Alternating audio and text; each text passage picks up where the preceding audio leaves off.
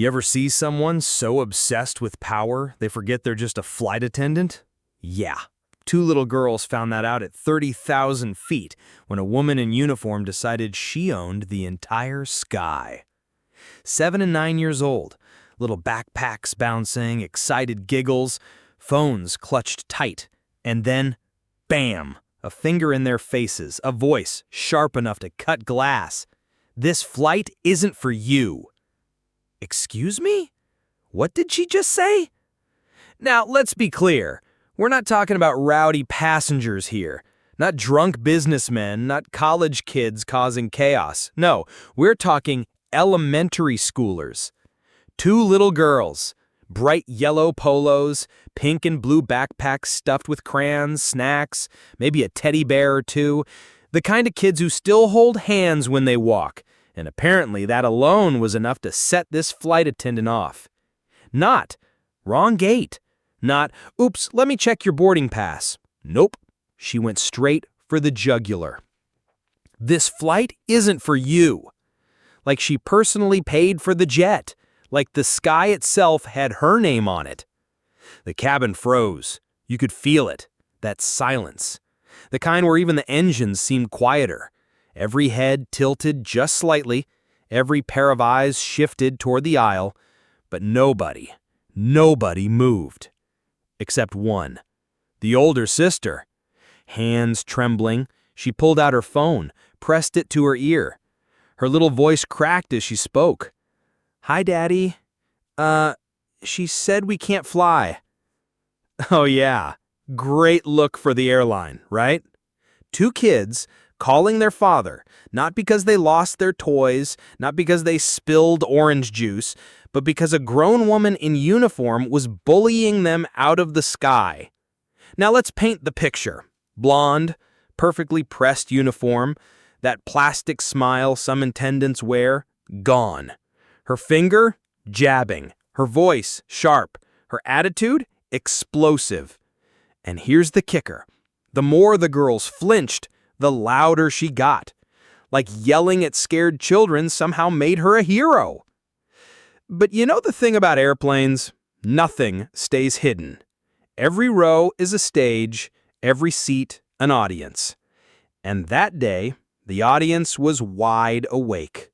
Because 3 passengers, just 3, slowly raised their hands, phones out, cameras on, and suddenly, this wasn't just a flight attendant versus 2 little girls. This was evidence, receipts, the kind of footage that blows up online before the wheels even leave the ground. Now picture it, rows of passengers stretching back, some shifting in their seats, uncomfortable, some staring down at their laps, pretending not to notice. You know that look, the "don't involve me" look. The one people wear when they know something's wrong, but they don't want to be the one to say it. But those 3 cameras, they didn't care. They were locked in. Every blink, every tear, every shout. The younger sister hugged her backpack to her chest, eyes glassy, lip trembling.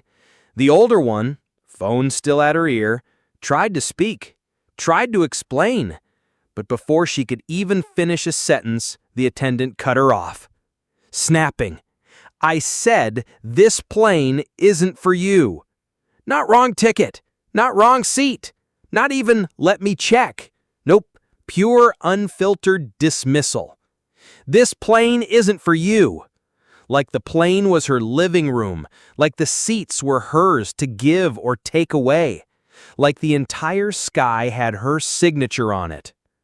And in that moment, you could feel the air shift, the hum of the engines below, the silent stares of passengers around, the glowing eyes of 3 cameras catching it all. It wasn't just a power trip anymore. It was something darker, something that said, "You don't belong here. You don't deserve this space." And those words hit harder than turbulence. The girls stood frozen. One clutching her phone, whispering to her father, the other clinging to her backpack, as if holding it tight could keep her safe. And in that aisle, between them and the rest of the cabin, stood a woman in uniform, face red, voice sharp, pointing her finger like a judge delivering a sentence. And as the cameras rolled, as the passengers held their breath, as the girls begged their father for help, one thing became crystal clear. This wasn't just about two little kids and a flight attendant. This was about power, control, and a line that should never, ever have been crossed. And what happened next would take this story from a tense airplane aisle to the front page of every screen in America. Because the very second those words, "This plane isn't for you," slammed into the air, a father's voice crackled through the phone. "Sweetheart, put me on speaker." The older girl's thumb shook as she tapped the button. And now, for the first time, the flight attendant had an audience she couldn't silence. "Excuse me?" The man's voice boomed through the tiny speaker. "This is the father of those girls. Do you mind telling me exactly why my children can't be on this flight?" Ooh, yeah, not so easy now, huh? Big difference between barking at two kids and answering to the dad on the other end of the line. But did she back down? Oh no, she doubled down. Her arms crossed, her jaw tight. "Well, sir," she snapped, "these girls don't appear to be in the right place. This flight isn't for them." Notice that? Not a word about tickets, not a word about rules. Just, "This flight isn't for them." The passengers shifted again. A cough from row 12. A whisper in row 8. And those three cameras? They zoomed closer. Because everyone knew this wasn't about boarding passes anymore. This was about something uglier. On the phone, the dad's voice cut like steel. "Ma'am, my daughters are minors. They're flying with tickets I purchased. If you have a problem, check the manifest. But you will not raise your voice at them again." The cabin stirred. Someone clapped, quietly. A single nervous clap, like they weren't sure if it was safe to cheer yet. But our dear flight attendant? She wasn't impressed. Her lips curled into that half-smirk people wear when they think they're untouchable.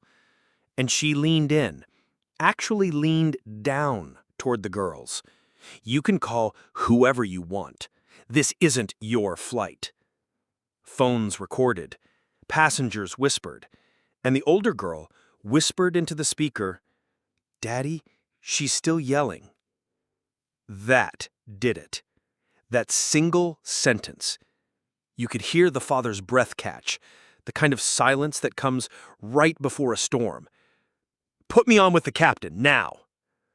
But of course, the flight attendant didn't hand over the phone.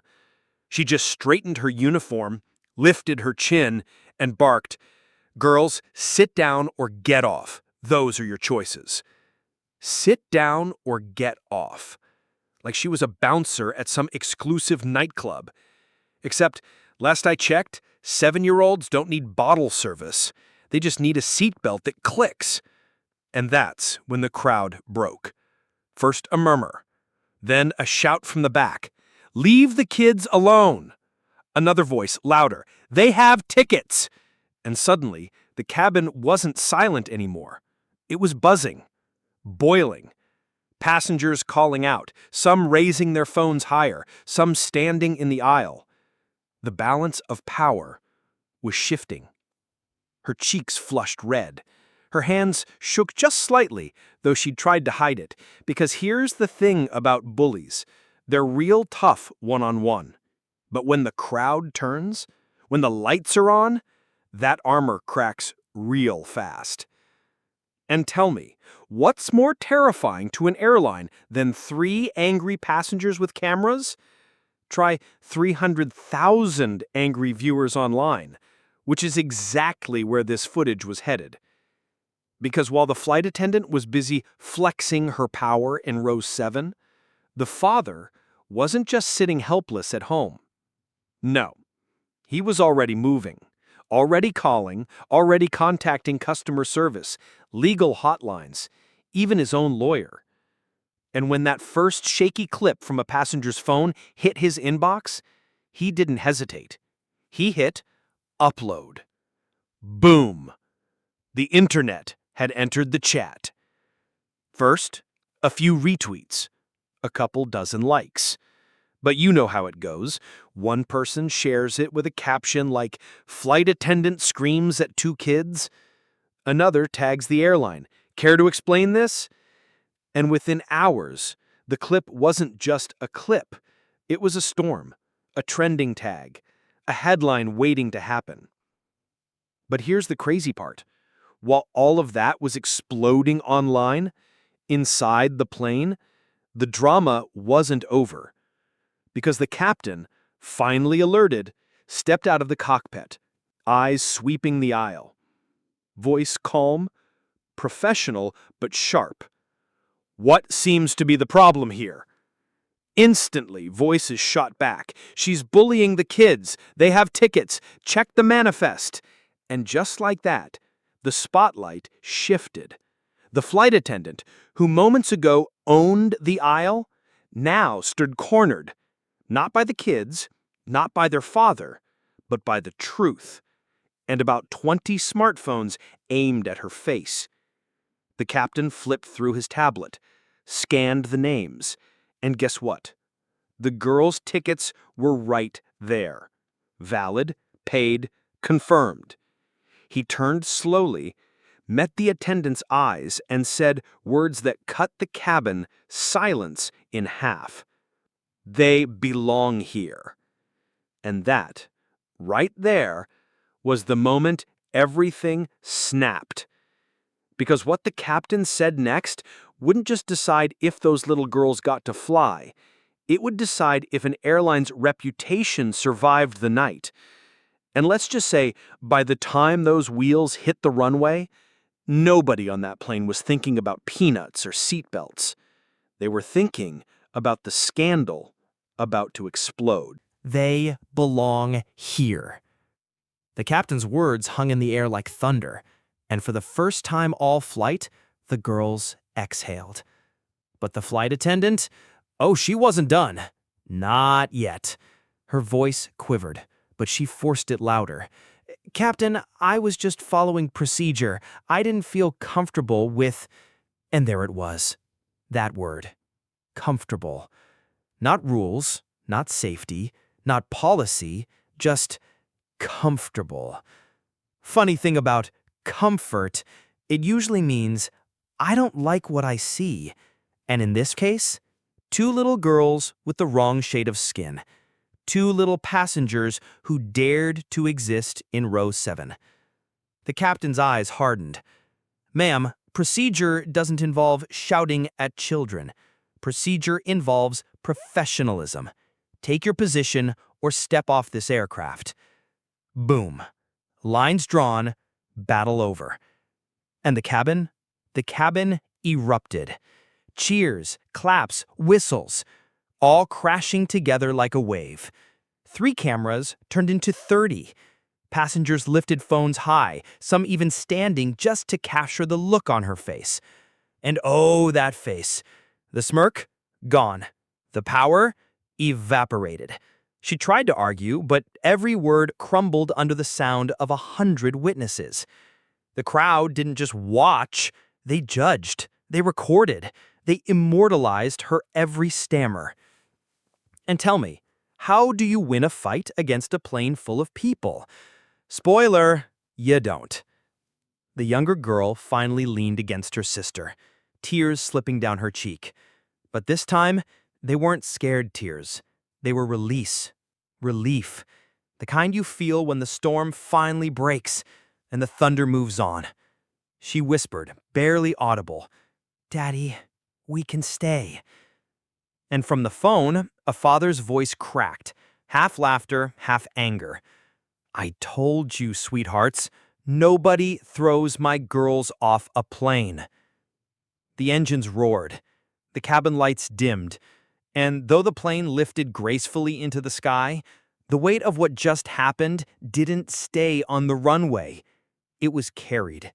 In every phone, every clip, every passenger who would soon tell the world. Because here's the truth. In 2025, what happens in row 7 doesn't stay in row 7. It goes global. And global it went.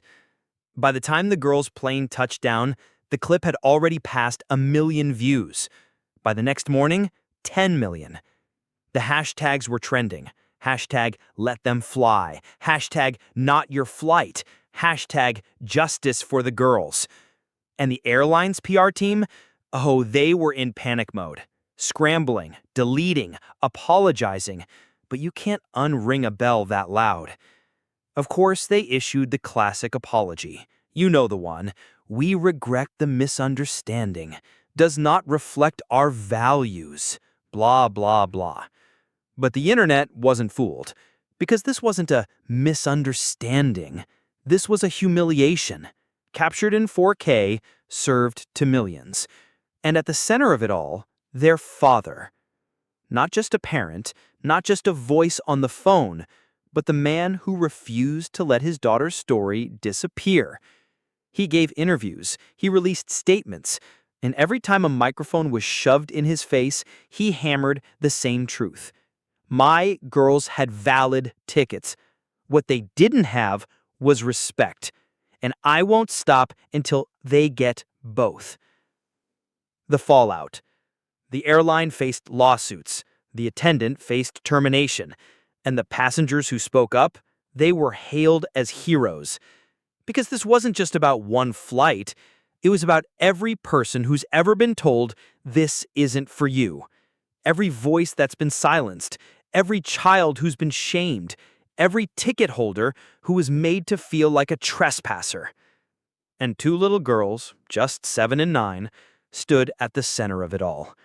Not because they wanted to, not because they asked to, but because one woman couldn't see past her own bias.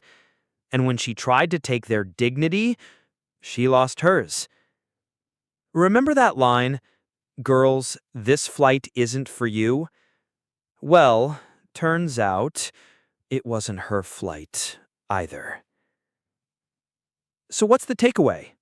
That the world is watching? That every seat on a plane comes with a camera pointed right at you? Maybe. But deeper than that, it's this. Power is borrowed. Respect is earned. And when the lights turn on, when the truth goes live, no uniform, no title, no false authority can hide what's really there. 2 little girls wanted to fly. Instead, they soared. Higher than any flight attendant could ever reach. And their story? It'll fly a lot farther than row 7 ever did.